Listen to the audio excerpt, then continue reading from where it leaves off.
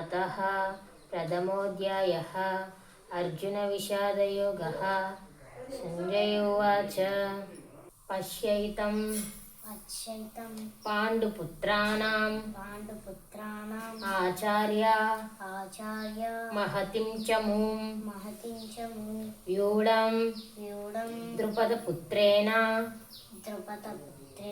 तव शिष्येन धीमता। संजय उवाच पश्यैतं पाण्डुपुत्राणाम् आचार्य महतिं च मूं व्यूढं द्रुपदपुत्रेण तव శిష్యేన ధీమత. తాత్పర్యం. ఈ శ్లోకం యొక్క భావం ఏంటంటే సంజయుడు చెప్తున్నాడు ఏమని, దుర్యోధనుడు ఉన్నాడు కదా, దుర్యోధనుడు ఏం చేశాడు చెప్తున్నాడు. పాండవుల సైన్యాన్ని చూశాడు కదా, వ్యూహాన్ని గట్ట చూసి ఏం చేశాడంటే తన గురువు అయిన ద్రోణుడి దగ్గరికి వచ్చి, ఆచార్య అదిగో పాండవుల సైన్యం చూడు, ఆ సైన్యానికి నాయకుడు ఎవడంటే పాంచాల రాజు ద్రుపదుడు. దృష్టద్యుమ్నుడి కొడుకు అనమాట. దృష్టద్యుమ్నుడి కొడుకు ద్రుపదుడు. ఆ ద్రుపదుడు ఈ పాండవుల సైన్యానికి సేనాధిపతి అని చెప్పేసి చూడు ఆచార్య అని గురువు దగ్గరికి వెళ్ళి అలా చెప్తున్నాడు. ఇందులో తప్పేముంది అంటే తప్పు ఉంది. గురువు దగ్గరికి వెళ్ళి పాండవుల సైన్యాన్ని చూడండి గురువు గారు, ఆ సైన్యానికి ఇవంతా చెప్పడం బాగానే ఉంది. కానీ ద్రుపదుడు ఎవడంటే దృష్టద్యుమ్నుడి కొడుకు. దృష్టద్యుమ్నుడు ఎవడంటే స్వయాన ద్రోణుడి యొక్క స్నేహితుడు అనమాట. కానీ ఈ ద్రోణుడికి దృష్టద్యుమ్నుడికి ఒకానొక సందర్భంలో ఒక సంఘటన జరుగుతుంది. ఏంటంటే ద్రోణుడు దృష్టద్యుమ్నుడు ఇద్దరు ఫ్రెండ్స్ అనమాట. అయితే ఈ దృష్టద్యుమ్నుడు రాజు అయిన తర్వాత నేను చూసుకుంటున్నాను అని ద్రోణుడు చెప్తాడు. మన ఫ్రెండ్స్ అలాగే నీకు జాబ్ వస్తే నేను చూసుకుంటాను అనేదో చెప్పాడు. సరే అని చెప్పేసి ఈ ద్రోణుడు అరణ్యంలో ఉంటారనమాట. కానీ ఒకనాడు ఒక ద్రోణుడి యొక్క కుమారుడు ఏమించి పాలు కావాలని ఏడుస్తాడు.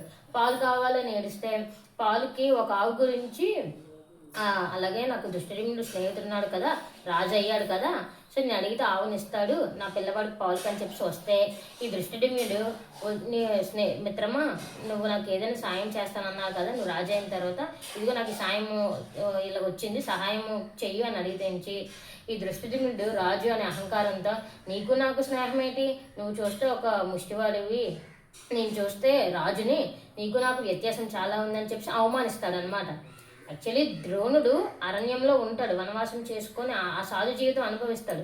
ఇటువంటి కోపాలకి గట్ట లొంగడు. కానీ ఎక్కడో మూలన రాజు ఒక చిన్న ఇది వల్ల నిప్పు కణిక రవ్వలాగా రగిలిందనమాట. సో దానికి ఈ ద్రోణుడు ఏం చేస్తాడు, చెప్తాడనమాట, నేను కూడా నీ స్థాయికి వస్తాను, నేను కూడా రాజు అయ్యి అప్పుడు నేను ఢీ కొడతానని చెప్పి ద్రోణుడు వచ్చేస్తాడు. ద్రోణుడు వచ్చి కౌరవులకి పాండవులకి గురువు కదా, మొత్తం విలువిద్యలు అన్ని విద్యలు నేర్పిస్తాడు. కౌరవులకి పాండవులకి ద్రోణాచార్యుడు నేర్పించిన తర్వాత అందరిలో ఎవరు చాలా గొప్పగా ఉన్నారని చెప్పి చూస్తే అర్జునుడు అనమాట. అర్జునుడు అన్ని విద్యల్లో ఫస్ట్ ఉన్నాడు. సో అర్జునుడికి చెప్తాడు, నీకు అన్ని విద్యలు నేర్పించాను కదా, నువ్వు గురుదక్షిణగా నాకేం చేస్తావంటే ఆ దృష్టద్యుమ్నుడిని ఓడించి అని చెప్తాడనమాట. సో అర్జునుడు గురువు చెప్పిన మాట ప్రకారంగా ఆ దృష్టద్యుమ్నుడిని ఓడించేసి రాజ్యాన్ని తెచ్చి ద్రోణుడికి చెప్తాడనమాట. ఇదిగో దృష్టద్యుమ్నుడిని తెచ్చి ద్రోణుడి దగ్గర నించం పెడతాడు. అప్పుడు ద్రోణుడు అంటాడు, నువ్వు ఇప్పుడు నీకు రాజ్యము లేదు, నా శిష్యుడే నీ రాజ్యాన్ని తెచ్చి నా కాళ్ళ దగ్గర పెట్టాడు, ఇప్పుడు సగం రాజ్యం నువ్వు తీసుకో, సగం రాజ్యం నేను తీసుకుంటాను, ఇద్దరు సరి సమానంగా అయ్యాం కదా, ఇద్దరు రాజులే కదా, నీ స్థాయికి నేను వచ్చాను కదా అని చెప్పేసి అంటాడనమాట. ఈ అవమానాన్ని భరించని దృష్టద్యుమ్నుడు చాలా తపస్సు చేసి ఒక కూతురు ఒక కొడుకుని కనాలనుకుంటాడు. కూతురేమించు ద్రౌపది అనమాట. ఈ నన్ను అవమానించి నా రాజ్యాన్ని లాక్కున్న అర్జునుడికి ఈ సరైన ఇటువంటి పురుషుడికే నా అల్లుడు అవ్వాలి అని చెప్పేసి ద్రౌపదిని కంటాడు.